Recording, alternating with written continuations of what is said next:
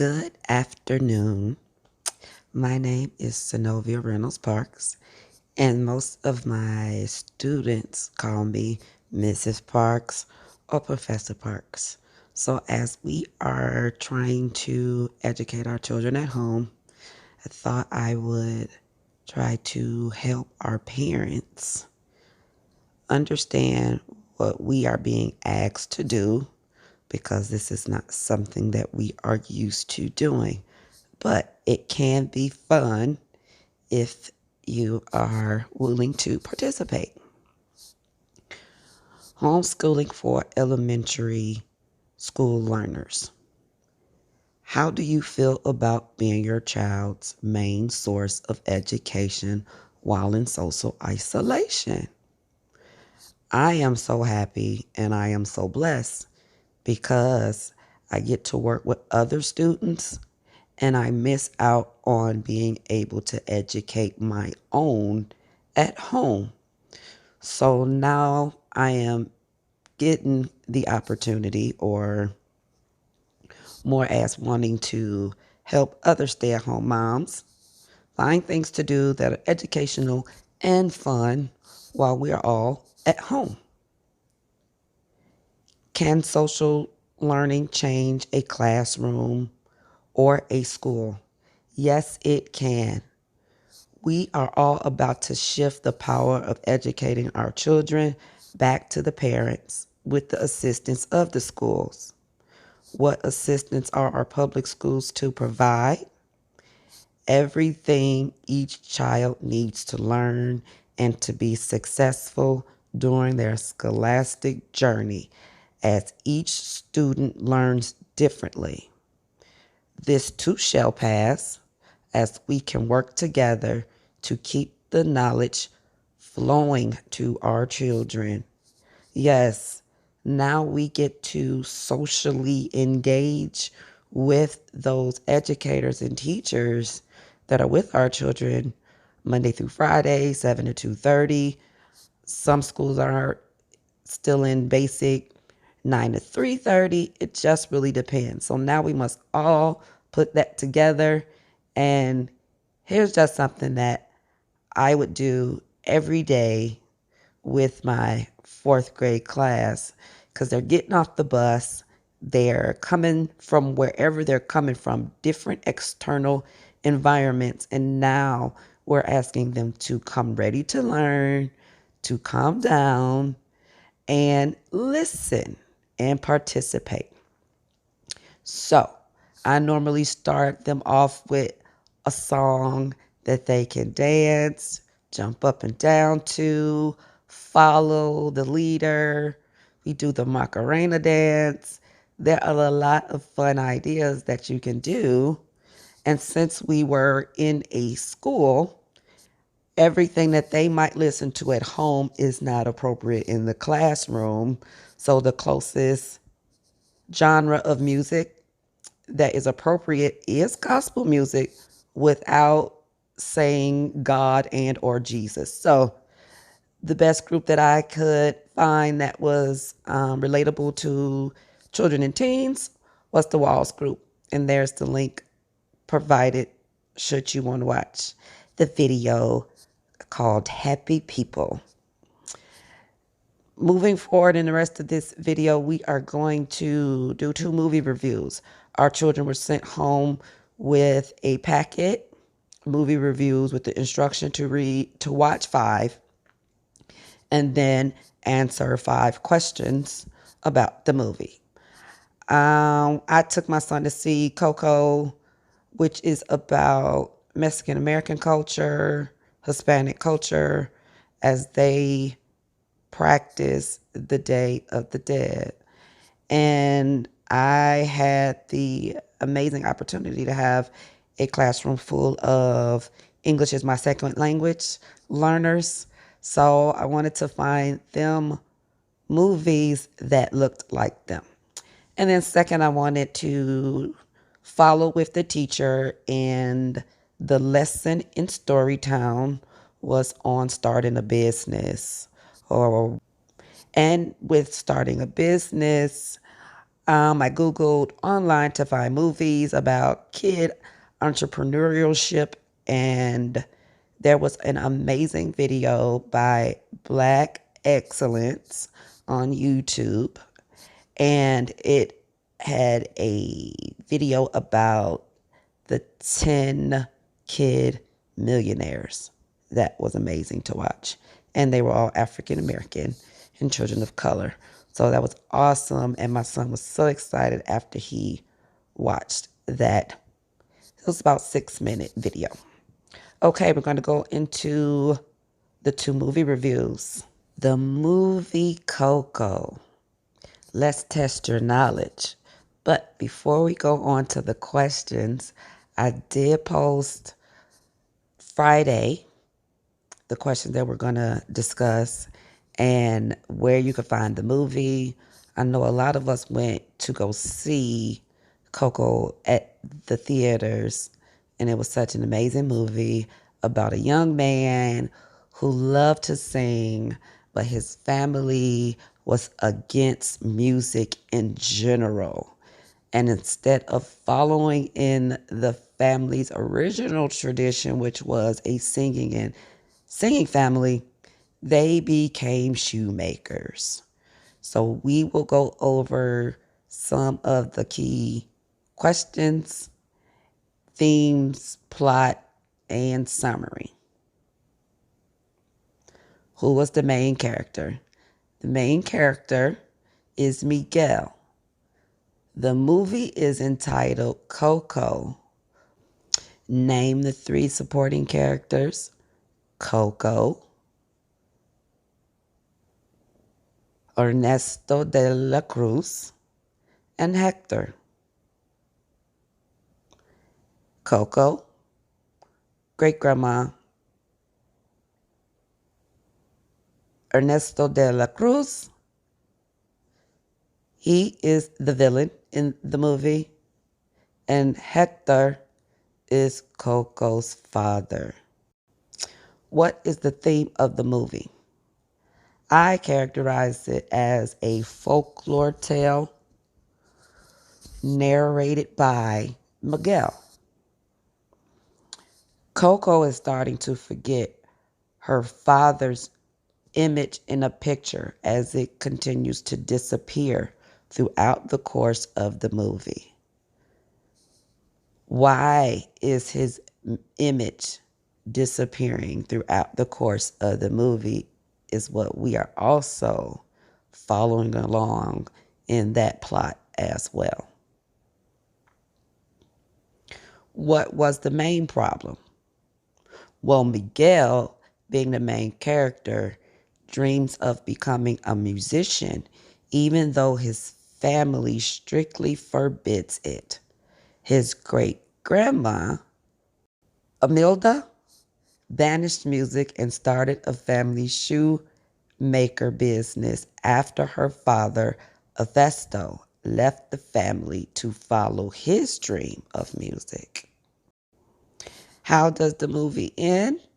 The truth about Ernesto de la Cruz stealing his great-great-grandfather's song to become the famous artist that he was disappointed Miguel. Coco gets to see her father in the land of the dead as her father's parents rekindle their romance, bringing Hector's vision in the frame to reappear in the living and in the afterlife. Bonus question.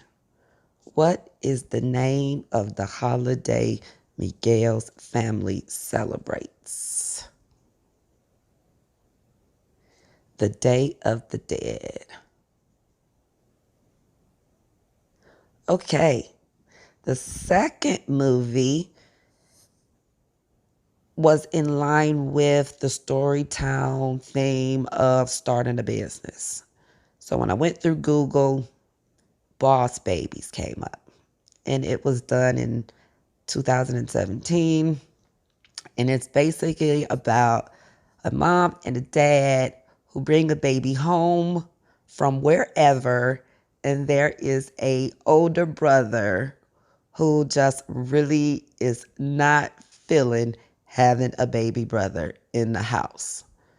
There are a lot of adult themes in this movie, which makes it confusing to our children if they don't really get it. So we are going to answer the following 4 questions. And these were the answers given by my son, who's in 2nd grade, on his movie review of Boss Baby. Who is the main character? Well, of course, the name of the movie is called Boss Baby. However, there's a second main character, which I wish I'd have put his picture up. His brother, Tim. I would upgrade the brother to main character as opposed to naming him as 3 of the supporting characters. Tim is his 7-year-old brother and the narrator of the movie. The second pairing of supporting characters, of course, is the mom and the dad who work at Baby Corp. And we have the villain, if you don't consider Baby Boss the villain, depends, as Francis E. Francis. What is the main problem in the plot? Brother Tim wants his little brother, Baby Boss, to go back to Baby Corp, or whatever Baby Corp is. They didn't really say if she delivered him in a baby. They did show her pregnant. They didn't say if she brought him home from a hospital or orphanage or anything. They called it Baby Corp, which made it a little confusing to the 8-year-old.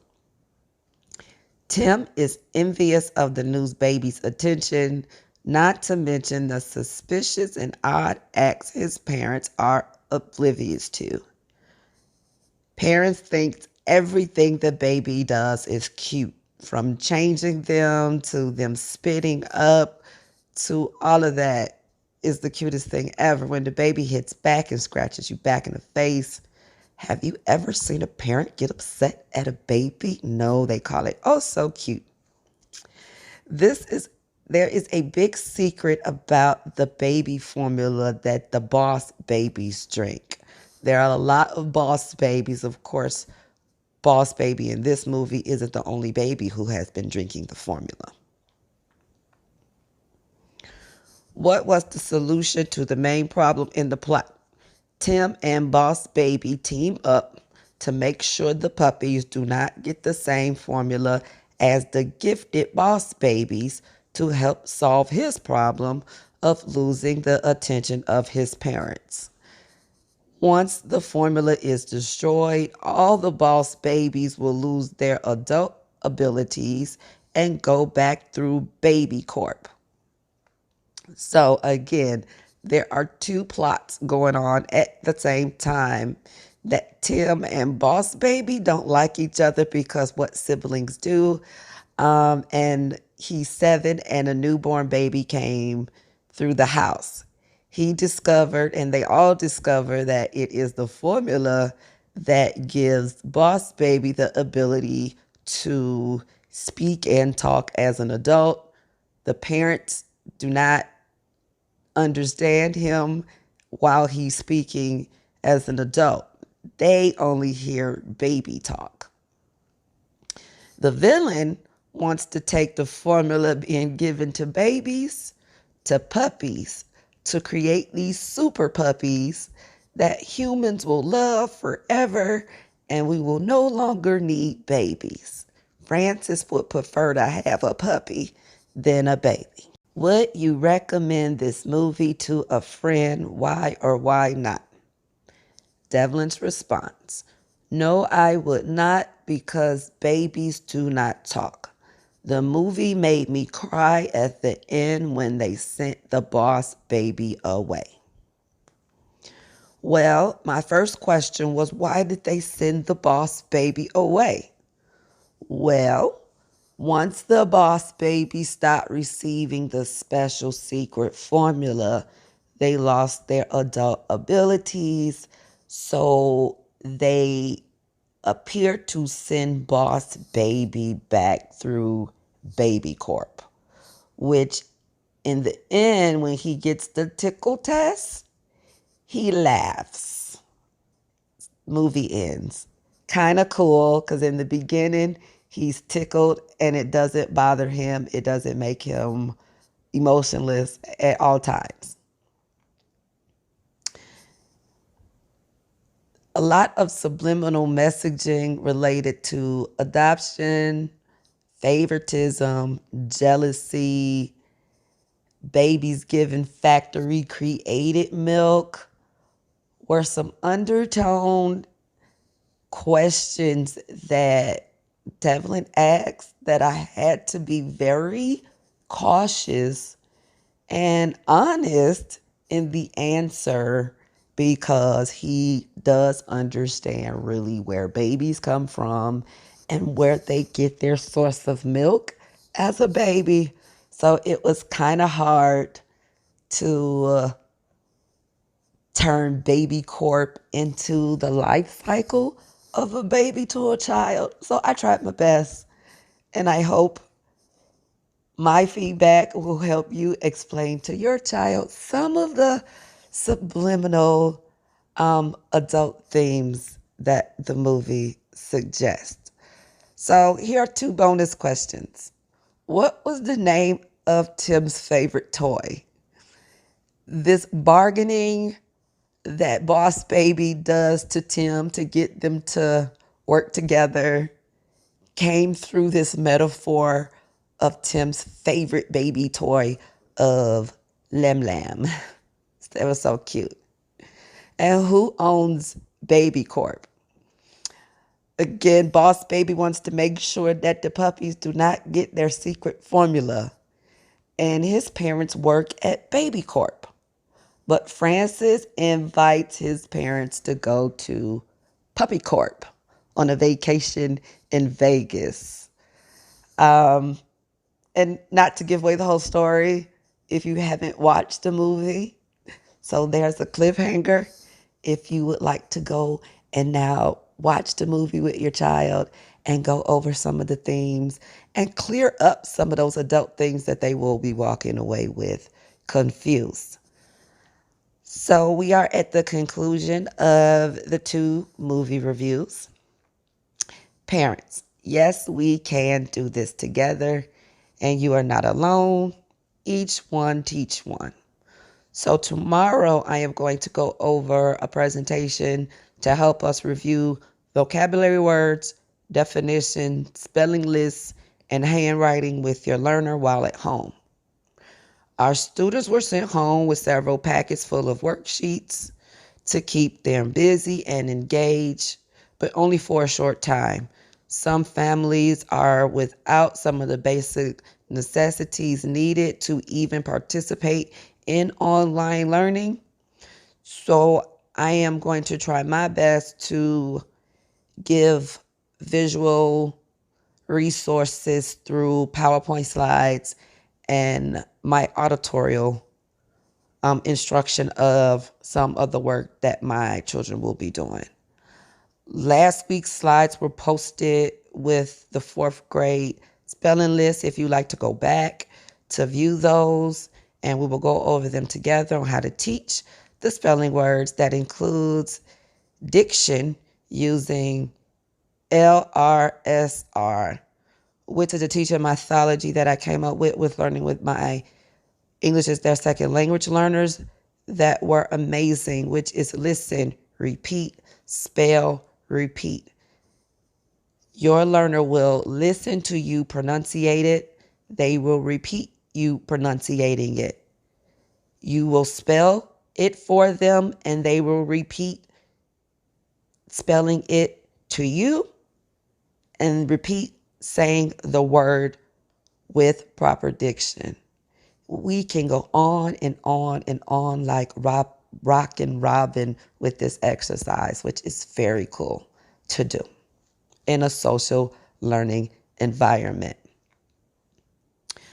Again, I posted vocabulary words, but whatever words that you have for your learner that is being sent home via e-learning or through emails. Have your kindergarten through third graders practice writing each word 5 times, perfect in a straight line. It helps them visually learn how to linear write letters on a piece of paper with or without lines. The guides are the lines, so you can either have them write the words 5 times vertically or horizontally. I recommend that you have them do it both ways, horizontally and vertically.